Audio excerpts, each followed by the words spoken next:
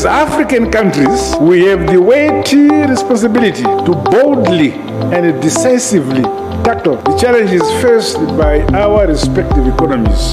We must look from within and among ourselves for solutions. We cannot afford to bury our heads in sand.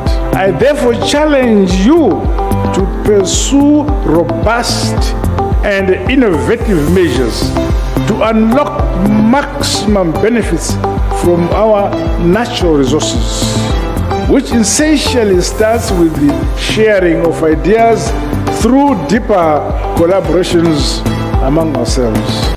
I would like to once again thank my brothers, Presidents Ibrahim Traoré and Assimi Goïta, for the monumental work accomplished despite all the threats and conspiracies against the AES. I also pledge to ensure the operationalization of the Confederation of Sahel States, for which I have already established a national committee. My dear compatriots, rest assured that the path we are on is firmly towards breaking away from the neo-colonial order and establishing a win-win partnership with all peace-loving countries worldwide, without exception. In this regard, Niger will honor all commitments made with the international community. The disinformation spread by neo-colonial media and some renegade compatriots playing the role of salon slaves, as my brother President Ibrahim Traoré put it, will not deter us from our triumphant march towards sovereignty. In every generation, a moment arrives when the world's balance of power shifts, not through war, but through wealth. Today, that moment belongs to Africa. For decades, Africa's natural riches, cobalt from Congo, uranium from Niger, and lithium from Zimbabwe, were exported cheaply to fuel Western industries. Smartphones, electric cars, satellites, even fighter jets, all depended on resources dug from African soil, refined overseas, and sold back at 10 times the price. But something changed. Across the continent, new leaders began asking one question: why should Africa power the world and still remain in the dark? From Kinshasa to Niamey to Harare, a quiet revolution began. Economic, strategic, and deeply symbolic. The Democratic Republic of Congo, home to over 70% of the world's cobalt, started renegotiating mining contracts once controlled by foreign firms. President Felix Tshisekedi's administration demanded local refining, profit-sharing, and infrastructure investment in return for access.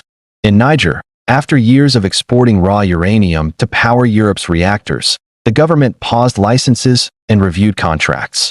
They insisted that any future deal must include domestic power generation, a move that instantly unsettled markets in Paris. And in Zimbabwe, a new wave of lithium projects was launched, but this time with a national policy banning raw ore exports. Foreign companies were told, build the factory here, hire our people, or don't take the mineral at all. It was more than policy. It was principle. Africa will no longer trade wealth for poverty, Zimbabwe's officials declared. We will no longer feed other nations' dreams while our own people go hungry. Within months, news networks began calling it the Mineral Awakening, a convergence of nations realizing that their combined resources represented trillions of dollars in leverage. Cut to visuals of African miners, cranes, and refineries rising. Analysts from London to Washington started warning. If these countries coordinate, they could set global prices for key minerals, just as OPEC did for oil. That's when whispers of a Pan-African mineral bloc began circulating, a collaboration linking cobalt, uranium, and lithium producers. Not an official treaty, but a shared understanding. Control your exports, add value locally, and negotiate as one voice. The response from the West: panic and disbelief. European energy companies scrambled to find alternative uranium sources. American tech giants, dependent on cobalt and lithium for batteries, quietly dispatched envoys to Africa, seeking new long-term contracts. And yet, for Africa, It wasn't about revenge. It was about rebalancing history. For centuries, Africa's story had been written elsewhere. Now, the pen was back in African hands. Copper prices up 15%. Cobalt supply tightening. Tech firms warn of higher battery costs.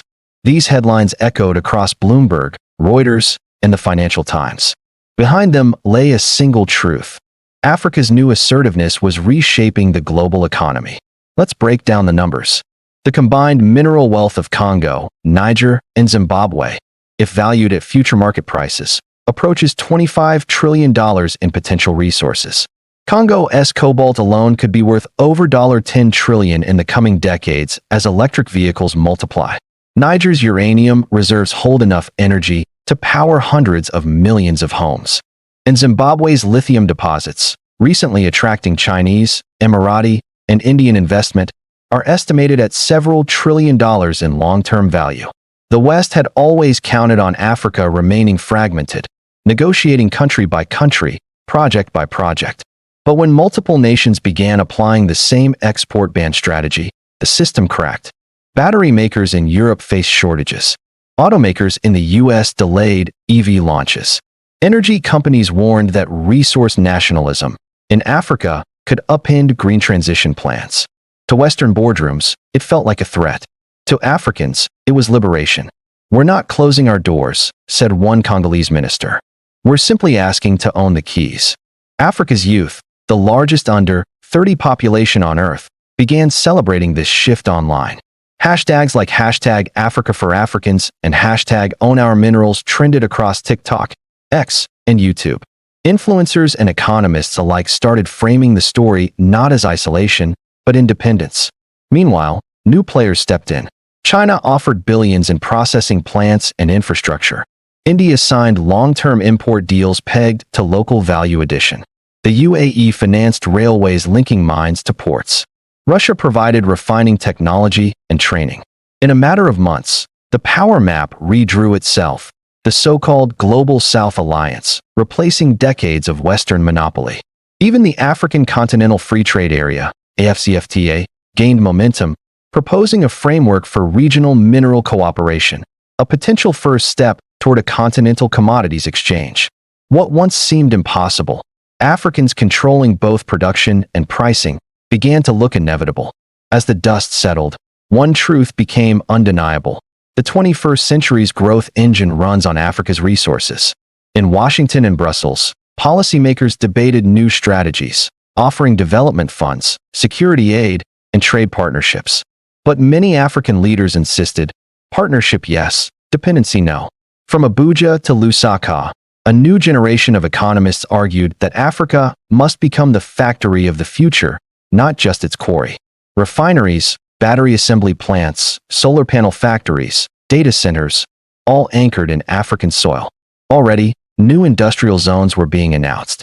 In Congo's Kolwezi region, a massive cobalt-to-battery processing corridor backed by African and Asian investors. In Niger, plans for uranium-powered domestic electricity plants. In Zimbabwe, government partnerships to build lithium-ion battery factories and export finished cells to Asia. These weren't dreams anymore, they were policy. And while Western media described the trend as economic nationalism, many African thinkers called it by another name, economic justice. Because when Africa sets its own price, the entire system shifts. The West can no longer dictate terms from afar. Global corporations must negotiate, not command. In the long run, this could lead to something far greater than a mineral alliance. A self-sustaining African economy integrated across borders, trading with Asia, Latin America, and itself, no longer dependent on a single Western market.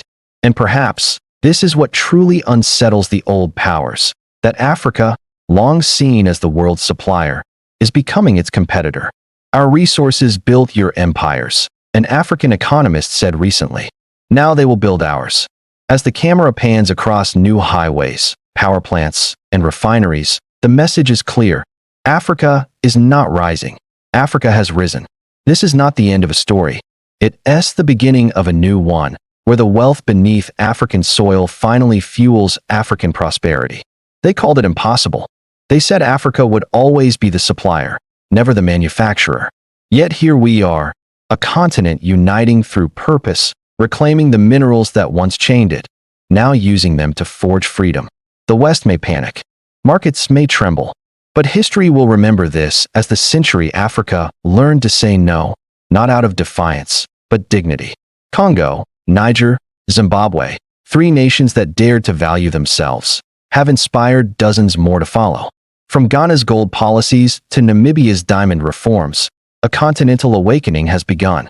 And as investors shift, as factories rise, as young Africans build and innovate, one truth echoes louder than ever. The world cannot move without Africa. Not its cars, not its phones, not its clean energy.